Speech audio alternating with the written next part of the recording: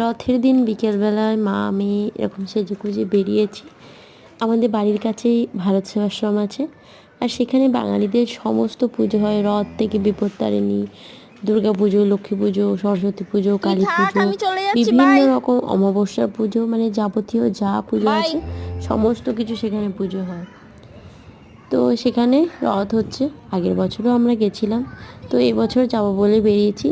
এখন ওয়েট করছি ওর পাপার জন্য। ওর পাপা ওর দাদাকে, আমাদের যেহেতু কাছেই বাড়ি, মানে বাড়ির কাছেই মন্দিরটা, ভারত সেবাশ্রমটা, সেই জন্য ওর পাপা গেছে ওর দাদাকে নামিয়ে আমাদেরকে নিয়ে যেতে। আমি তো এবারও এসে গেছে, আমরা সবাই মিলে যাচ্ছি। সবাই মিলে মানে আমরা তিনজন এখন। আর এই যে যেতে যেতে দেখছি রথ বেরিয়ে গেছে। একটা উইকডেজ ছিল এবারে রথটা, তাও কত লোকজনের ভিড়।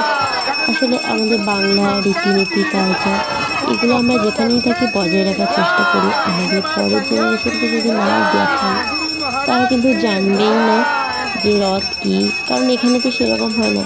বাড়ির দিকে আমরা কত ছোটোবেলায় ছোটো ছোটো সবাই রথ করতাম, সবাই এর বাড়ি ওর বাড়ি গিয়ে রথ নিয়ে ঘোরা, সে এক আলাদাই মজা ছিল। আমাদের মেয়েরা তো সেসব জানবে না, তবে এইগুলোই তারা জানবে। তো সেই জন্য চেষ্টা করি খুব অসুবিধা না, যেখানে যা হয় ওকে নিয়ে যাওয়া। আর এই যে মন্দিরের চারপাশে এখানে প্রদক্ষিণ করা হয়েছে, সামনে কিছুজন আছে যারা রাস্তা ঝাঁট দিচ্ছে, জগন্নাথ যাবে বলে কথা। আর এখানকার পরিবেশটা বেশ সুন্দর।